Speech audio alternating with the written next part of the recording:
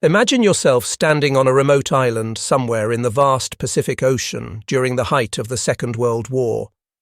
The year is 1943, and you're surrounded by nothing but thick jungle, oppressive heat, and the constant threat of enemy forces lurking just beyond the tree line.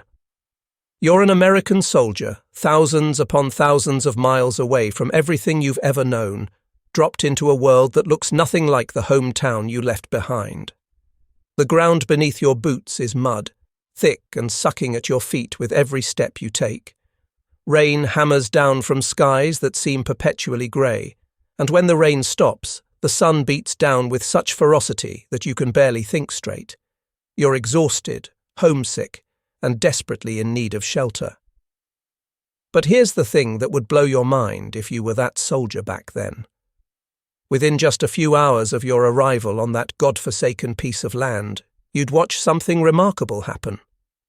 A group of your fellow servicemen, maybe 6 or 8 guys who probably couldn't tell a hammer from a wrench before they joined up, would open up a series of wooden crates that had been shipped across thousands of miles of ocean. And from those crates they'd pull out pieces of corrugated steel, curved sections that didn't look like much of anything at first glance. But then, working with nothing more than basic tools and a set of instructions that a child could follow, these men would bolt those pieces together. The steel sections would rise from the mud, curving upward to form a perfect half-cylinder, a structure that looked almost alien against the backdrop of palm trees and volcanic rock. By nightfall, you'd have a building.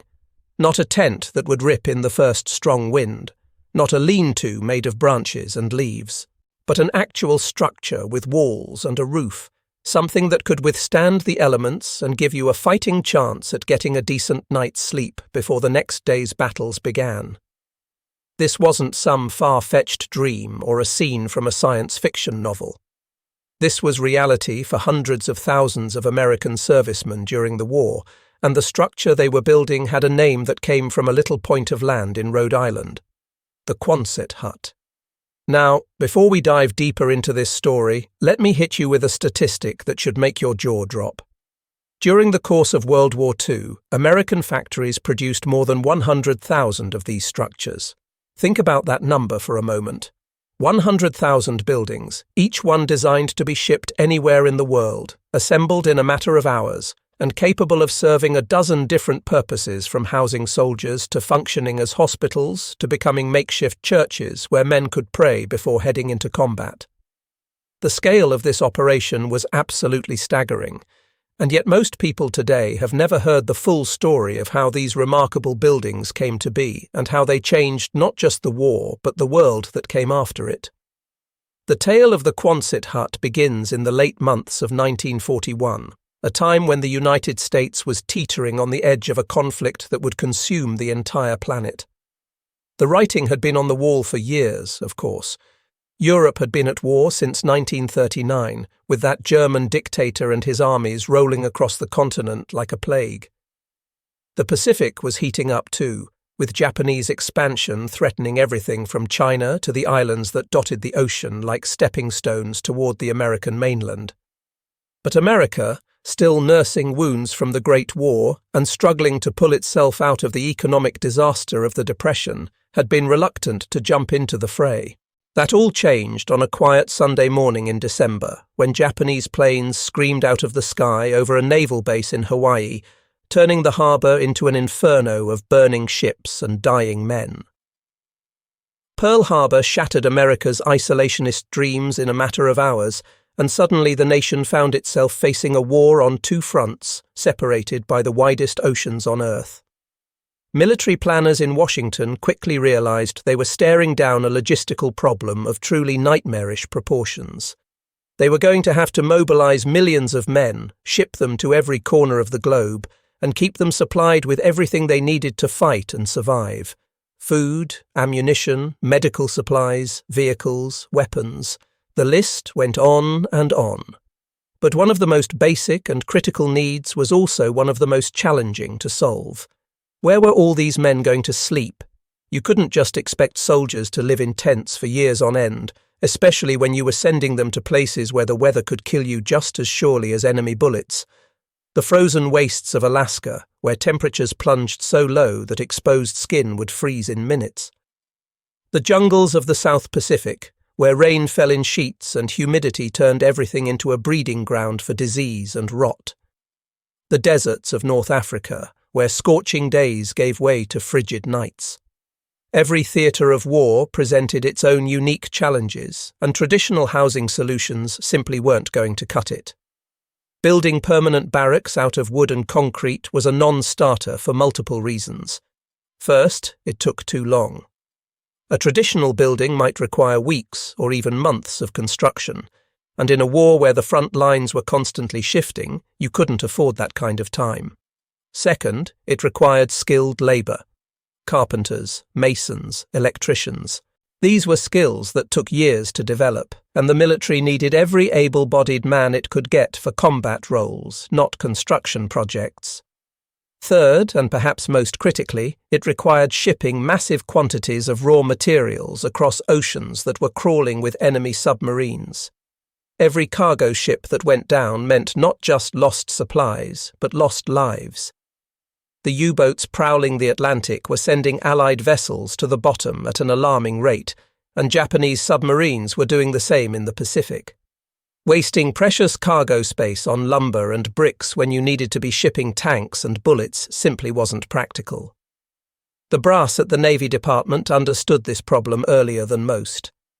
Even before the disaster at Pearl Harbor forced America's hand, naval planners had been looking ahead, trying to anticipate what would be needed when war finally came. They knew the Navy would be building bases all over the world, from tiny coral atolls in the Pacific to rocky outcrops in the Atlantic. These bases would need to go up fast, and they'd need to be able to withstand whatever Mother Nature threw at them. Tents weren't going to do the job. They tore in high winds, collapsed under heavy snow, and offered virtually no protection from the elements. Men living in tents got sick, and sick men couldn't fight. What the Navy needed was something completely different. A building that combined the portability of a tent with the durability of a permanent structure. It needed to be light enough to ship efficiently, but strong enough to survive typhoons. It needed to be simple enough that untrained men could put it together, but sophisticated enough to actually keep people safe and comfortable. And most importantly, it needed to be cheap enough to produce in massive quantities without bankrupting the war effort. The Navy had actually been aware of a potential solution for some time. During the First World War, the British had developed something called a Nissen hut, named after the engineer who designed it, a fellow by the name of Peter Nissen. These structures were essentially corrugated iron sheets bent into a semicircular shape and mounted on a foundation. The British had used them extensively in France during that earlier conflict, and they'd proven remarkably effective at providing quick shelter for troops. American military observers had noted the Nissen huts with interest, recognizing that the basic concept had real merit. But there were problems with the British design. It was somewhat complicated to assemble, required more skilled labor than ideal, and wasn't optimized for the kind of mass production that American industry excelled at. What the Navy wanted was something similar in principle but improved in execution, a uniquely American take on the portable building concept. In early 1941, months before the attack that would drag America into the war, the Navy put out a request to American engineering and construction firms. They wanted designs for a portable, prefabricated building that could be shipped anywhere and assembled quickly. The contract eventually landed with the George A. Fuller Company, a respected construction firm that had been around since the late 1800s and had built some of America's most iconic structures. But for this project, they wouldn't be working in the skyscrapers of Manhattan or the government buildings of Washington. Instead, their engineers would be based at a naval facility in Rhode Island, a place called Quonset Point, located on the western shore of Narragansett Bay. It was here, in the Davisville Naval Construction Battalion Center, that American engineers would design what would become one of the most ubiquitous structures of the war. The team working on the project understood the parameters they were dealing with. The building had to be made from materials that were readily available and could be mass-produced. Steel was the obvious choice. American factories were already geared up to produce massive quantities of steel for ships, tanks, and aircraft, and the corrugated sheets needed for the huts could be stamped out on the same equipment. The curved shape served multiple purposes. From a structural standpoint, the arch was incredibly strong, distributing weight and stress evenly across the entire surface. This meant the building could withstand heavy snow loads, high winds, and other environmental pressures without needing internal support beams or complicated reinforcement. From a practical standpoint, the curve meant that rain and snow would slide right off instead of accumulating and potentially causing collapse. And from a shipping standpoint, the curved panels could be nested together efficiently, taking up minimal space in the holds of cargo vessels. The engineers settled on initial dimensions of 16 feet wide by 36 feet long. This gave you roughly 576 square feet of interior space, enough to house a decent number of men or serve as a small office or workshop. The ends of the structure would be closed off with plywood panels that could be fitted with doors and windows as needed. The beauty of the plywood ends was their flexibility. Depending on what the building was going to be used for and what climate it was going to be in, you could customize the end panels extensively. Need more ventilation for a tropical environment? Add extra windows or louvers? Need to keep heat in for an Arctic posting? Minimize the openings and add insulation. The modular approach meant that the same basic building kit could be adapted for dozens of different uses simply by changing how you finish the ends. The foundation requirements were kept deliberately simple. In some cases, the huts could be mounted on wooden platforms, basically just a frame of lumber with boards laid across it to create a floor. This worked well in temporary installations or in places where the ground was relatively stable. In other situations, particularly where the huts were expected to remain in place for longer periods, a simple concrete foundation could be poured. But even the concrete foundations were nothing fancy, just a basic pad or a series of footings. The whole point was to keep everything as simple and quick as possible. No deep excavations, no complex forms, no waiting weeks for concrete to cure properly. Get the foundation in, bolt the hut down, and move on to the next one. By the middle of 1941, the first prototypes were standing at Quonset Point, and they looked exactly like what they were, utilitarian, unglamorous, and utterly practical. Nobody was going to win any architectural awards for the design, but that wasn't the point. The point was creating a building that worked, and early tests showed that it worked brilliantly. The structures went up quickly, just as intended. A crew of 8 men who had never seen a Quonset hut before could have one assembled in under a day, working at a reasonable pace with breaks for meals and rest. Push them hard, and you could probably do it even faster. The buildings were sturdy, standing firm when subjected to simulated wind loads and weather conditions, and perhaps most importantly, they were cheap. The materials cost was a fraction of what you'd spend on a traditional building of similar size, and the labour costs were even more favourable since you didn't need skilled tradesmen. The Navy looked at the results and immediately recognised they had a winner on their hands. Orders started flowing almost immediately, even before Pearl Harbor turned the trickle of military build-up into a flood. But those initial orders were just the beginning. Once war was officially declared and America began mobilizing in earnest, the demand for Quonset huts exploded beyond anything the original designers had imagined. Military planners realized these structures could solve 100 different problems at once, and they wanted them produced in quantities that would have seemed insane just months earlier. The original 16-foot width proved a bit cramped for some applications, so the design was quickly scaled up. 20-foot wide versions became standard, and for larger installations like mess halls or storage facilities, 40-foot wide monsters were developed. The basic principle remained the same regardless of size: curved steel panels, plywood ends, simple assembly, but the flexibility of the design meant it could be adapted to almost any need. American industry responded to the call with the same ferocious energy it was bringing to every other aspect of war production. Factories that had been making civilian goods were retooled for war work, and Quonset hut production became a significant part of that transformation. The Fuller Company remained the primary contractor, but soon other manufacturers were brought in to help meet demand. Production facilities sprang up across the country, from the original plants in Rhode Island to new factories in New Jersey, the Midwest, and beyond. The production process was brilliantly streamlined, designed for maximum efficiency and minimum waste.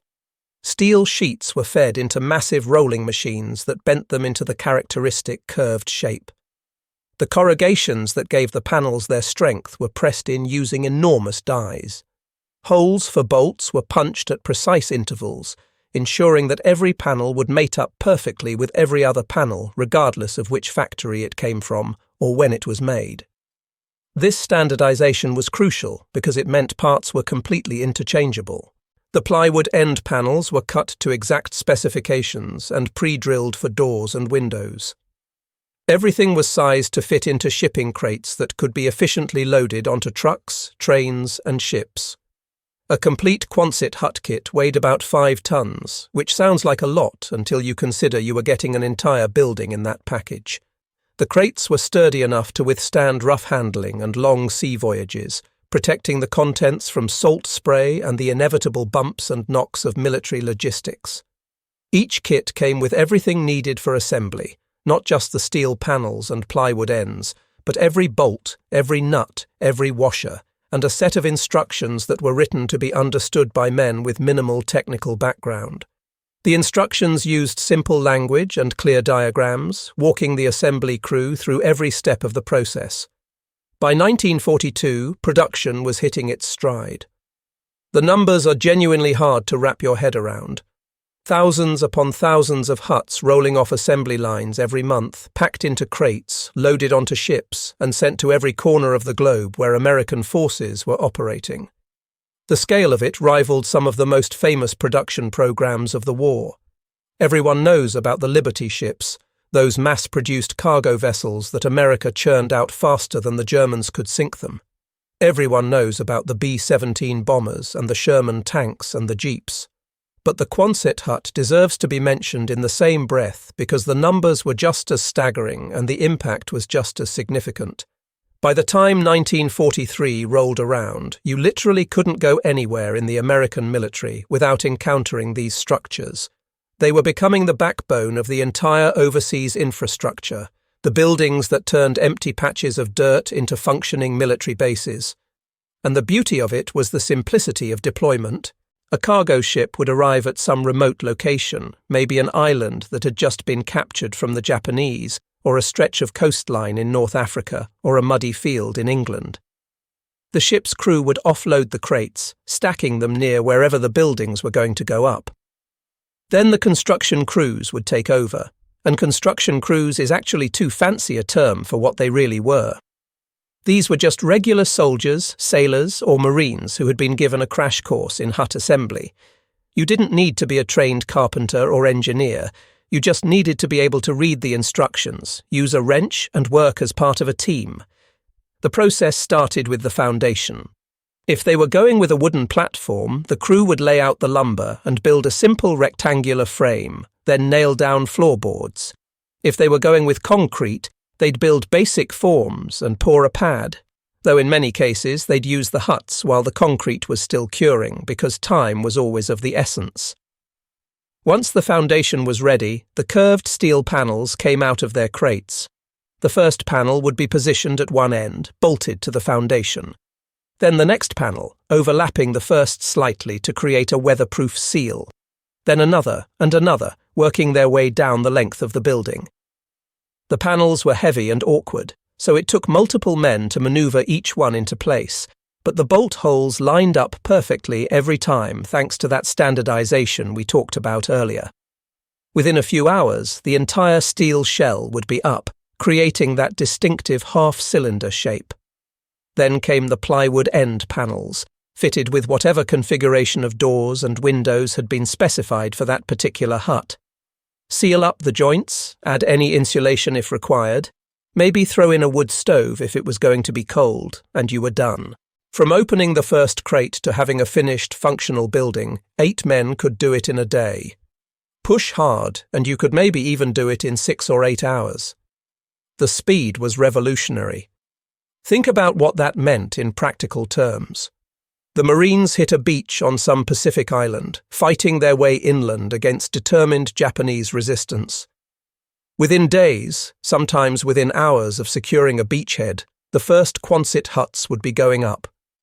Medical staff would have a field hospital, a building where they could treat wounded men under an actual roof instead of working out in the open where rain could contaminate surgical equipment and mud could infect wounds.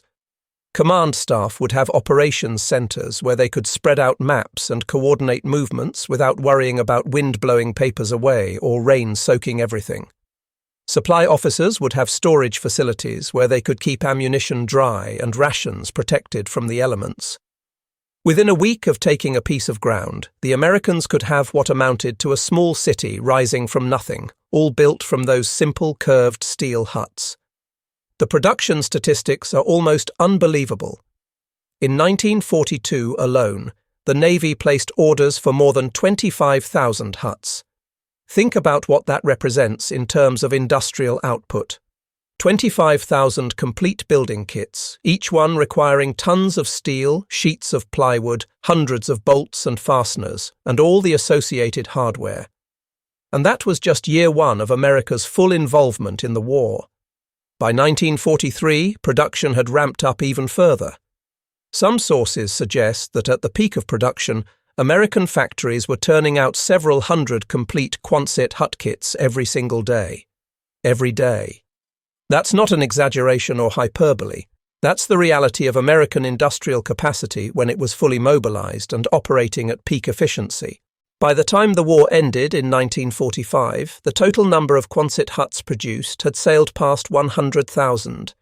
Some estimates put it even higher, possibly as many as 160 or 170,000, though exact figures are hard to pin down because record-keeping in wartime isn't always perfect, and different branches of the military maintained separate tallies. But whatever the exact number, we're talking about enough buildings to house a city. If you lined them all up end to end, they'd stretch for thousands of miles. If you calculated the total enclosed square footage, you'd be looking at millions upon millions of square feet of covered space. The economic value was enormous, but the military value was beyond calculation. These buildings quite literally enabled the American way of war, allowing forces to establish themselves anywhere and everywhere with a speed and efficiency that enemies simply couldn't match. Consider what the alternative would have been. Without Quonset huts or something similar, American forces would have been stuck relying on tents for shelter. Tents are fine for short-term camping, but they're terrible for long-term military operations.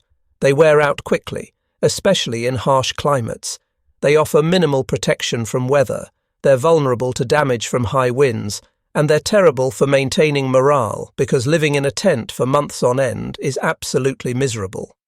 The Germans were building concrete bunkers and fortifications, which worked fine if you were planning to stay in one place and fight defensively. But American strategy emphasized mobility and offensive action, constantly pushing forward and seizing new ground. You can't do that if you're tied to permanent fortifications. The Japanese dug caves and tunnels, which again worked for defensive purposes but limited their flexibility.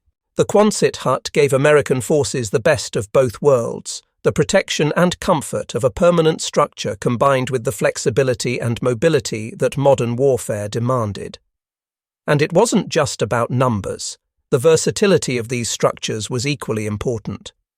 Walk onto any major American base during the war, and you'd see Quonset huts serving a bewildering array of functions.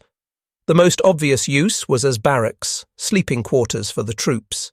A standard 20-foot wide hut could hold anywhere from a dozen to 24 men, depending on how tightly you pack them in and whether you were using bunks or cots. These barracks huts would have rows of beds lined up along the walls, footlockers for personal gear, maybe some hooks or pegs for hanging uniforms, and precious little else. Comfort wasn't the priority, functionality was. But compared to sleeping on the ground or in a drafty tent, even a Spartan Quonset hut felt like luxury. Then you had mess halls, dining facilities where men could sit down and eat their meals out of the weather. These were usually larger huts, sometimes created by connecting multiple units together. Long tables and benches would fill the interior, and one end might be partitioned off to create a kitchen area where cooks could prepare food on portable stoves or field kitchen equipment. The mess hall became a social centre on many bases, the place where men gathered not just to eat but to talk, play cards, read letters from home, and try to maintain some sense of normal life despite being thousands of miles from civilization. Medical facilities were another critical use. Field hospitals built from Quonset huts saved countless lives during the war. Doctors and nurses could actually work in sanitary conditions, with patients lying on cots under a real roof instead of being exposed to the elements. The curved steel walls might not have been as clean as a hospital back home, but they were a hell of a lot better than working in a tent that let in dust and insects. Surgical equipment could be set up and kept clean, medications could be stored properly, and wounded men could recover with at least some degree of comfort and dignity. Command centres and operations rooms were vital applications. Officers needed space to plan operations, study maps, coordinate with other units, and communicate with higher headquarters. A Quonset hut could be fitted out with desks, chairs, filing cabinets, radio equipment, and all the other paraphernalia of military administration.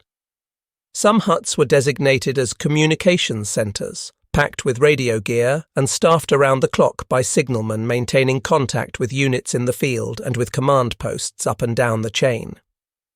The steel construction actually worked in favour of radio operations in some ways, as the curved walls could be grounded to help with reception and transmission.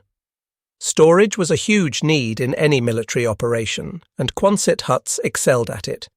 Ammunition needed to be kept dry and protected, medical supplies had to be stored out of the sun, rations required shelter from moisture and pests, repair parts for vehicles and aircraft, spare uniforms, tools, fuel drums. The list went on and on.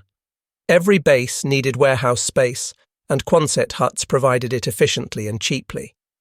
Some bases had entire rows of storage huts, creating what amounted to supply depots that could keep an army fed and equipped for months. Perhaps most surprisingly, some huts were turned into recreation facilities and even chapels. The military understood that morale was crucial, that men needed breaks from the stress and horror of combat. Movie theatres were created by setting up a screen at one end of a hut and filling the interior with chairs or benches. Somebody would get their hands on a film projector, reels of movies would arrive with the regular supply shipments, and suddenly you had entertainment. Men could sit in a darkened hut and watch Hollywood films, escaping into stories about home for a couple of hours. Libraries were set up in some huts, filled with donated books and magazines. Men could check out reading material and lose themselves in novels, or catch up on news from the States through periodicals that might be months out of date by the time they arrived but were still treasured. Religious services were important to many servicemen, and chaplains of various faiths conducted services in Quonset hut chapels. A simple altar might be set up at one end, maybe a cross or other religious symbols, some benches or chairs for the congregation, and you had a place of worship. Men about to go into combat would attend services, seeking comfort in familiar prayers and rituals. Men who had survived battles would give thanks, men who had lost friends would mourn. The curved steel walls echoed with hymns and prayers in dozens of languages, serving every faith represented in America's diverse military. Some huts were used as schools and training facilities. New replacements arriving at a base needed to be brought up to speed on local conditions, tactics, and procedures. Specialized training in everything from radio operation to jungle warfare to aircraft maintenance could be conducted in classroom huts. Maps and charts would be hung on the walls, equipment could be demonstrated, and men could learn what they needed to survive and succeed in their missions. The flexibility of the space meant you could set it up however the training required, pushing desks together for classroom instruction or clearing the floor for practical demonstrations. Living in a Quonset hut was an experience unlike anything most American servicemen had encountered before enlisting. For young men who had grown up in traditional houses with rectangular rooms and flat ceilings, the curved walls and arched roof created a distinctly alien environment. The first time you walked into one, it felt strange, almost disorienting. Your eyes expected the walls to be vertical, but instead they curved up and over your head. The acoustics were weird too. Sound bounced off those corrugated steel walls in ways that magnified some noises and dampened others. Conversations at one end of the hut could echo down to the other end, making privacy virtually impossible. The clang of a dropped metal canteen or the thud of boots on the wooden floor would reverberate through the entire structure. In the Pacific Theatre, where temperatures and humidity were both sky-high, the huts could be absolutely brutal. During the day, the steel absorbed heat from the tropical sun, turning the interior into what one Marine described as a baking oven. Men would strip down to the minimum the regulations allowed, trying desperately to stay cool while sweat poured off them in rivers. Some bases rigged up improvised ventilation systems, cutting additional openings in the plywood ends, or even in the steel walls themselves, though you had to be careful about compromising the structure's integrity or creating openings that could let in rain. Fans helped if you could get electricity run to the hut, but on many remote bases, power was limited or non-existent. At night, the temperature would drop somewhat, but the humidity never let up. Everything felt damp all the time. Clothes never really dried, leather goods grew mold, metal objects corroded. Insects were a constant plague. Mosquitoes swarmed in clouds, and men would lie under netting trying to sleep while the buzz of wings filled the air. Some huts were screened, with fine mesh installed over windows and vents, but the screens required constant maintenance because they'd tear or corrode. In colder climates, the challenges were different but equally difficult. The steel conducted heat away rapidly, so without insulation the huts were impossible to keep warm. Many northern installations installed insulation batting between the inner surface of the steel and an interior wall constructed of whatever material was available, creating an air gap that helped trap heat. Stoves were essential, usually wood or coal-burning units that would be set up in the center or at the ends of the hut. Keeping those stoves fed with fuel became a full-time job in winter conditions. Men would take turns waking up during the night to stoke the fire, because if it went out, everyone would be shivering by morning. The stoves created temperature gradients that were almost comical. You'd be toasting yourself practically against the stove, while men sleeping just a few feet away were bundled in every blanket they could find. Drafts were inevitable around doors and windows, and frost would form on the inside of the steel walls in truly cold conditions, creating a sparkling coating of ice crystals that was beautiful, but also a reminder of how thin the barrier was between you and the frozen world outside. Rain was one of the most common complaints, regardless of location. When rain hit the steel roof, the noise was incredible. A light drizzle would create a constant patter that made conversation difficult. A heavy downpour sounded like being inside a drum while someone beat on it with hammers. Sleep became almost impossible during major rainstorms because the noise was simply too loud. Tropical storms were particularly bad, with rain coming down in sheets so thick you couldn't see 10 feet, and the hammering on the roof becoming a physical assault on your ears. Some men claimed they could still hear the sound of rain on steel decades after the war ended, a phantom echo that their brains had permanently recorded. Despite all the discomforts, soldiers developed affection for their Quonset huts. They became home in a way that a tent never could. You could personalize your space a little bit, tacking up photos of loved ones, hanging your spare uniforms and gear in a consistent spot, arranging your footlocker just so. The hut was yours, or at least your unit's, and that sense of ownership mattered. Men would work to improve their living conditions, rigging up curtains for privacy, building furniture from scrap lumber, trading for or scrounging materials to make the space more comfortable.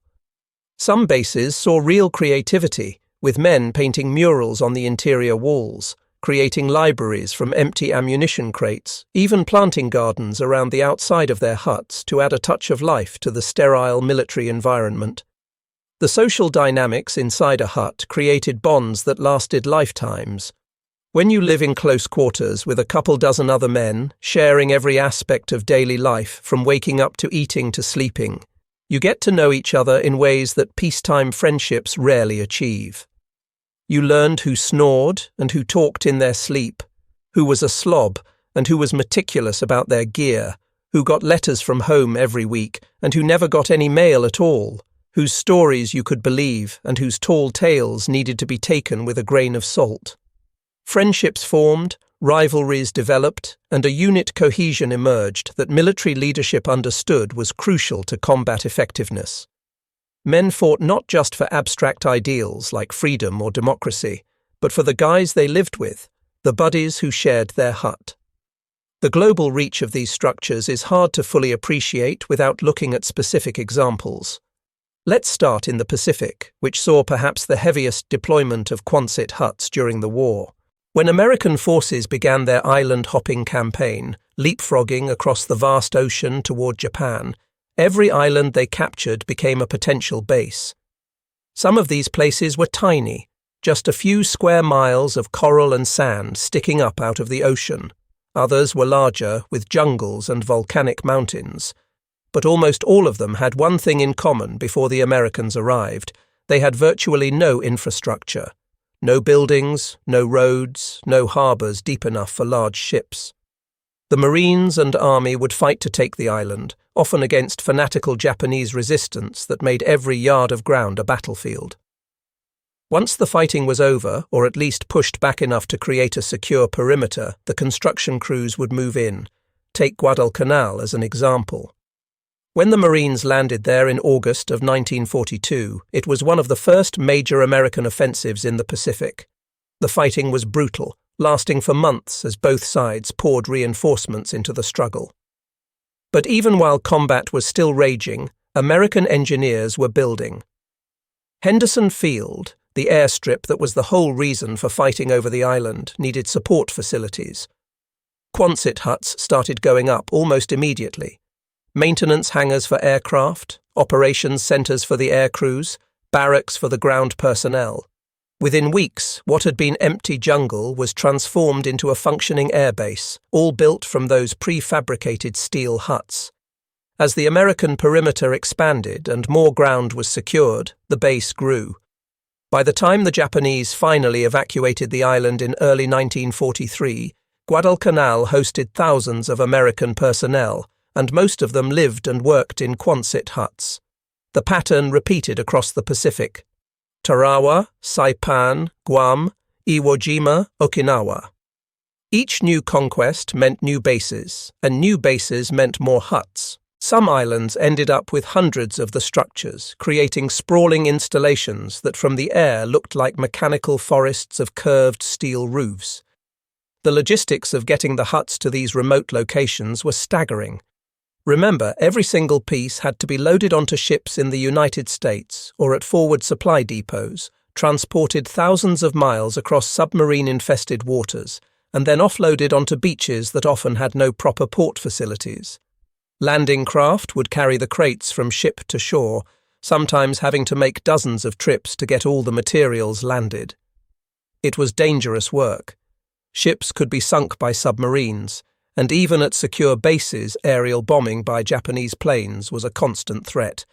Supply personnel who got the materials where they needed to go were as much heroes of the war effort as the men who did the fighting. Alaska and the Aleutian Islands were another major deployment zone for Quonset huts, though this theatre of the war gets much less attention than the Pacific or European campaigns. When the Japanese invaded and occupied some of the western Aleutians in 1942, it represented the only time during the war that American soil was held by enemy forces. The US response involved building up massive forces in Alaska, creating bases in some of the most inhospitable terrain imaginable.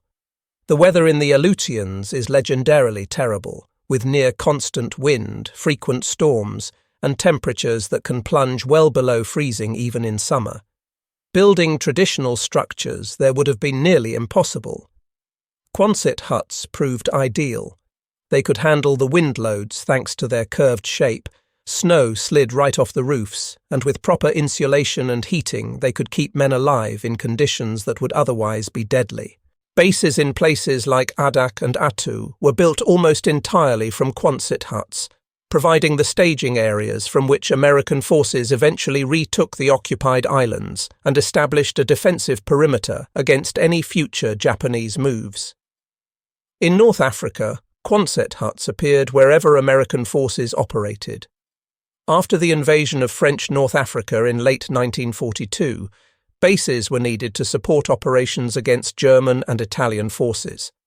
The desert presented its own challenges, with blowing sand that could get into everything, extreme temperature swings between day and night, and a total lack of local building materials or infrastructure in many areas.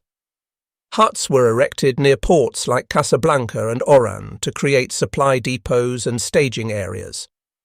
As the campaign progressed eastward through Tunisia, more huts followed, providing the logistical backbone for the armies that would eventually push the Axis completely out of Africa. The steel construction held up well in the dry climate, and the ability to add insulation meant the huts could be kept relatively cool during the scorching days. Europe saw massive Quonset hut deployment, particularly after D-Day in June 1944. The invasion of Normandy was the largest amphibious operation in history, putting hundreds of thousands of Allied troops ashore in France. Those troops needed support, and they needed it fast. Within days of the initial landings, Quonset huts were being assembled on French soil. Field hospitals were set up in huts positioned as close to the front lines as safety allowed, giving surgeons the facilities they needed to save the wounded. Supply dumps filled with huts storing everything from ammunition to medical supplies to rations. Airfields supporting the tactical air forces used huts for operations centres, crew quarters, and maintenance facilities. As the Allied armies broke out of Normandy and began their drive across France, Quonset huts followed in their wake, creating a logistics trail that kept the armies supplied.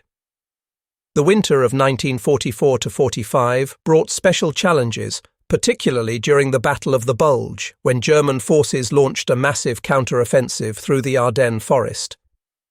American troops found themselves fighting in deep snow and bitter cold, with supply lines threatened and weather conditions that grounded aircraft for days at a time. Quonset huts became lifesavers in the most literal sense. Men could rotate out of the line into heated huts, where they could warm up, dry their clothes, get hot food, and rest before going back into combat. Medical stations in huts provided crucial care for frostbite and hypothermia cases in addition to battle wounds. The Battle of the Bulge was eventually won by American forces, and while tanks and artillery and brave infantry certainly deserve the credit, the logistics system that kept those forces supplied played an equally vital role. And at the heart of that system were thousands of Quonset huts. By the time the war in Europe ended in May 1945, you could travel from the Normandy beaches all the way into Germany and rarely be out of sight of Quonset huts.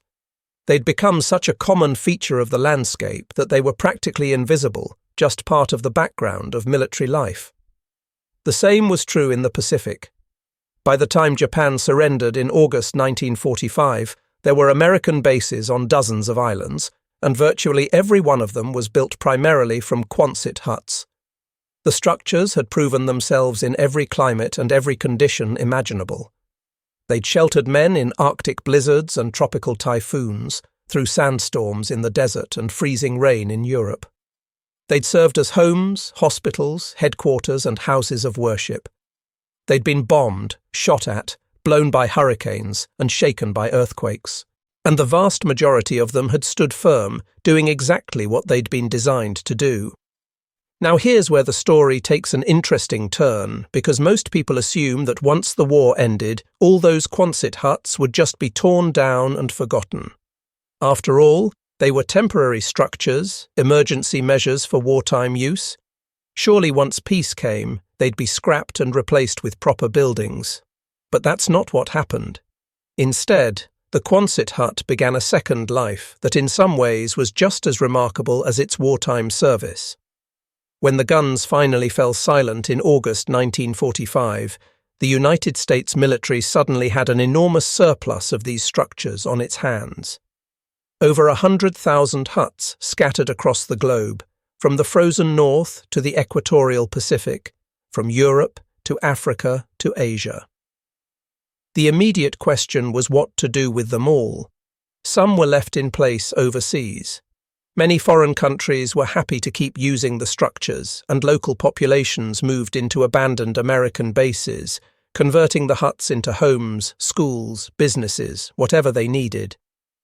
If you visit certain Pacific islands even today, you can still find ancient Quonset huts, usually heavily modified and repaired, but still recognizable, still in use 70-plus years after they were first erected. But many huts were shipped back to the United States, either because the military wanted to consolidate them at domestic bases, or because they'd been declared surplus and were being sold off. And this is where things get really interesting, because post-war America desperately needed housing. See, the same men who'd been sleeping in Quonset huts on Pacific islands and European battlefields were now coming home, millions of them, all at once. And they were ready to start the lives that had been put on hold during the war. They wanted to get married, start families, settle down. The GI Bill provided educational benefits, and college enrollments exploded as veterans took advantage of the opportunity to get degrees.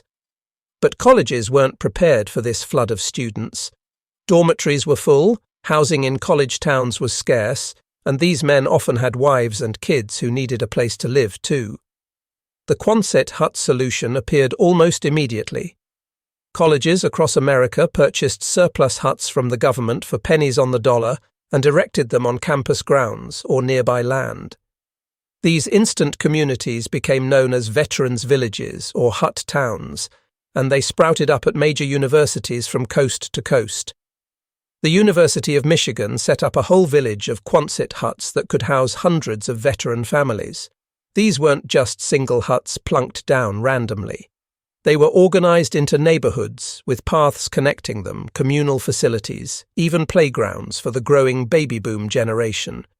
Inside, the huts would be divided into apartments, usually small ones with minimal amenities, but they were warm, dry, and affordable.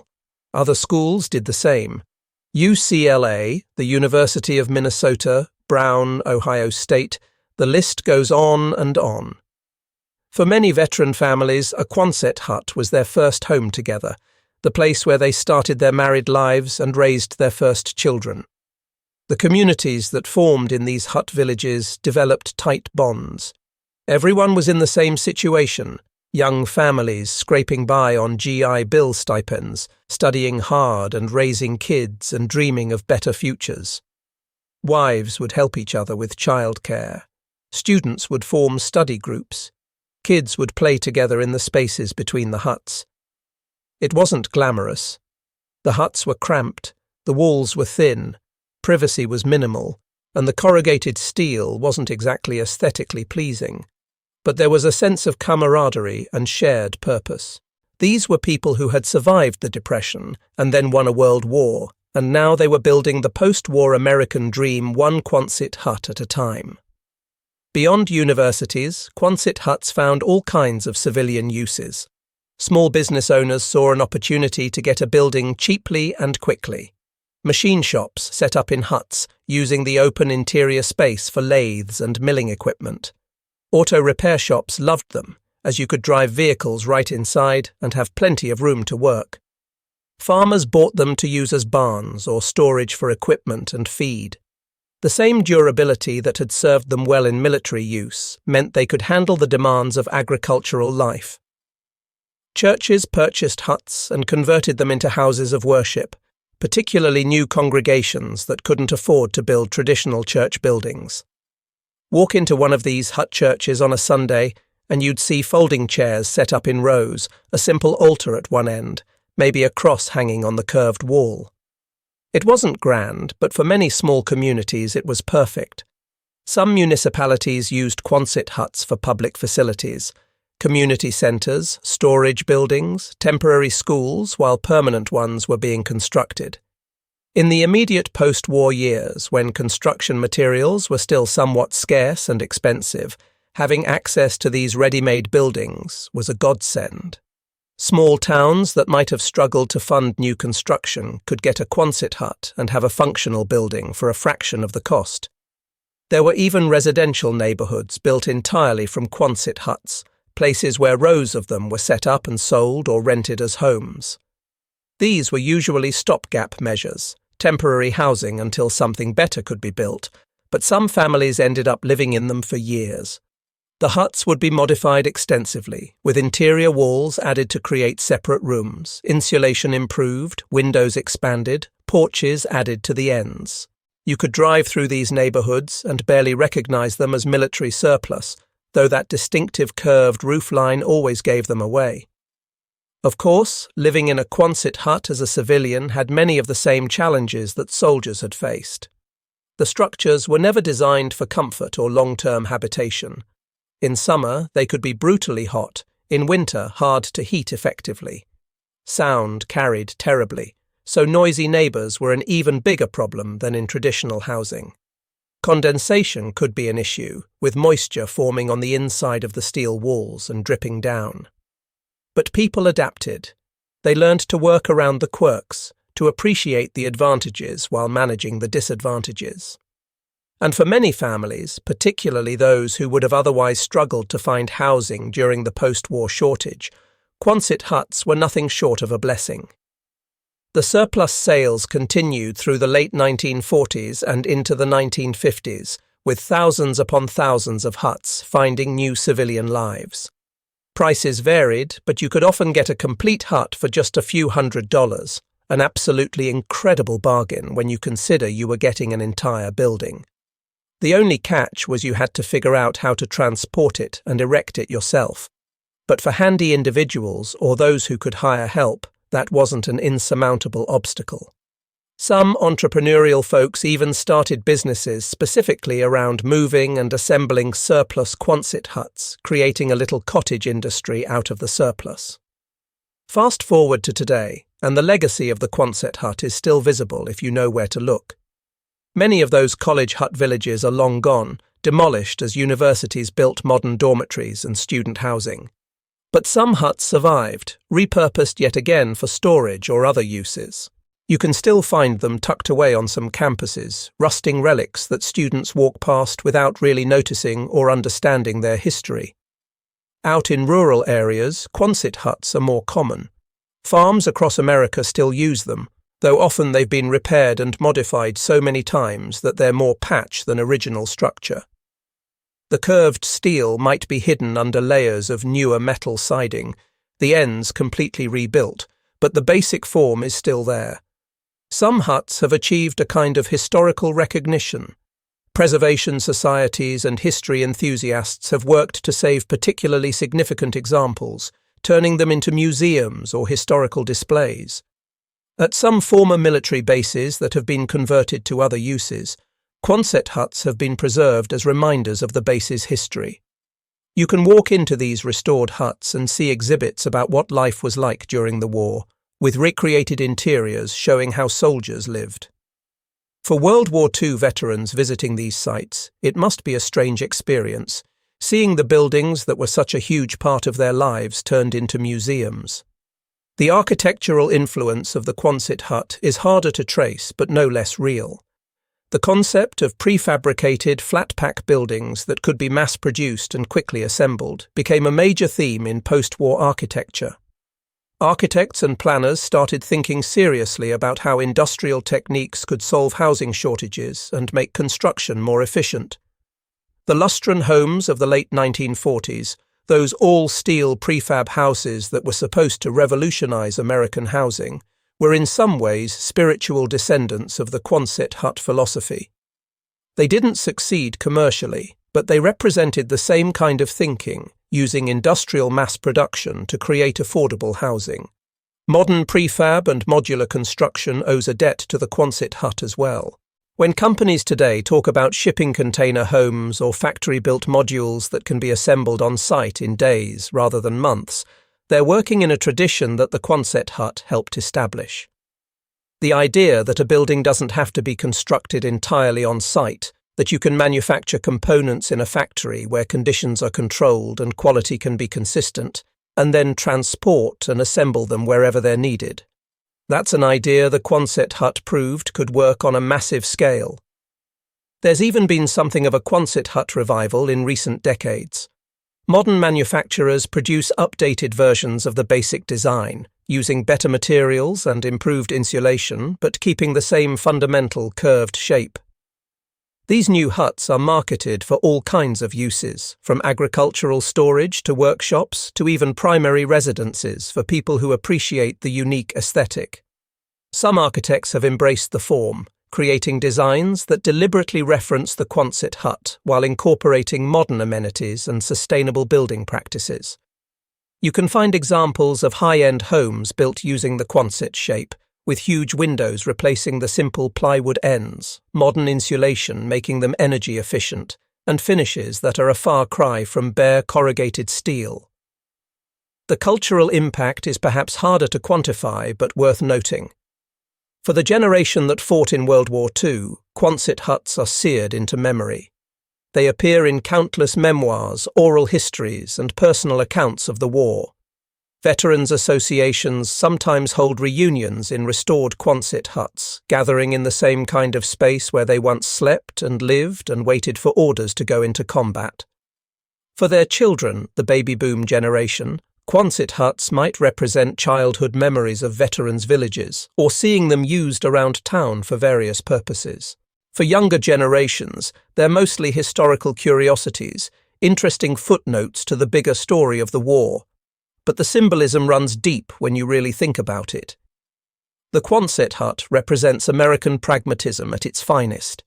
Faced with a seemingly impossible problem, how do you house millions of men all over the world, quickly and cheaply? American engineers came up with a solution that was elegant in its simplicity. It wasn't fancy, it wasn't pretty, but it worked. That's a very American approach to problem solving, cutting through complexity to find practical answers. The hut also represents American industrial might. The ability to produce over 100,000 complete buildings while simultaneously manufacturing ships, planes, tanks, guns, ammunition, and everything else a global war required.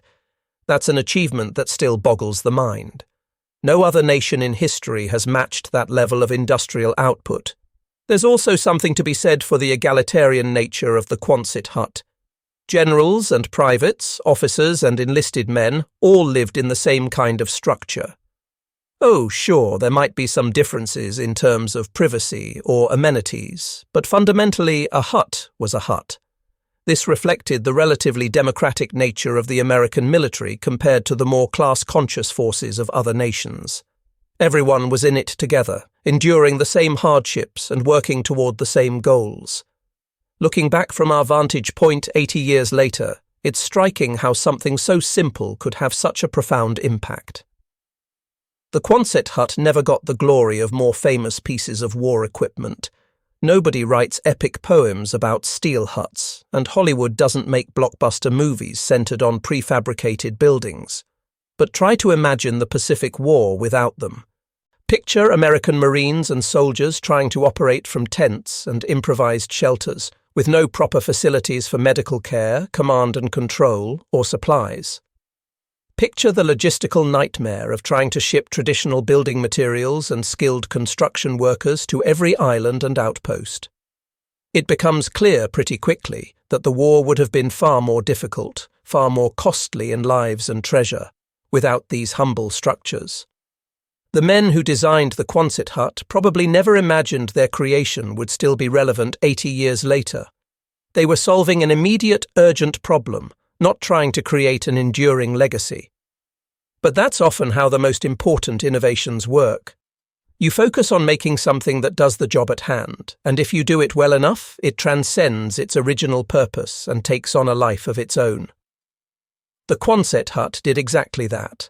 It won a war, helped rebuild a nation, and left a mark on architecture and culture that persists to this day. Not bad for a curved piece of corrugated steel and some plywood ends. When you spot one of these structures today, whether it's a restored museum piece or a beaten-up barn on some backcountry farm, take a moment to appreciate the story it represents. Think about the millions of men who lived in these buildings while fighting for freedom. Think about the families who made their first homes together under these curved roofs. Think about the engineers who designed them, the factory workers who built them, the supply personnel who shipped them, and the soldiers who assembled them under fire on hostile beaches. The Quonset hut is a reminder that wars aren't won just by heroes charging into battle. They're won by the whole apparatus of a nation working together, solving 10,000 different problems from the massive to the mundane. And sometimes the mundane problems, like where everyone's going to sleep, turn out to be just as important as the dramatic ones. So the next time someone asks you what won World War II, sure, mention the soldiers and sailors and marines who did the fighting. Mention the generals who planned the campaigns and the admirals who commanded the fleets, but maybe also mention a curved steel hut designed at a facility in Rhode Island, mass-produced by the tens of thousands, and scattered across the globe to provide shelter and support to the men who were doing the hard work of defeating tyranny. It's not the most glamorous part of the story, but it's one that deserves to be remembered, because without those simple, practical, brilliant Quonset huts, the greatest generation might never have earned that title.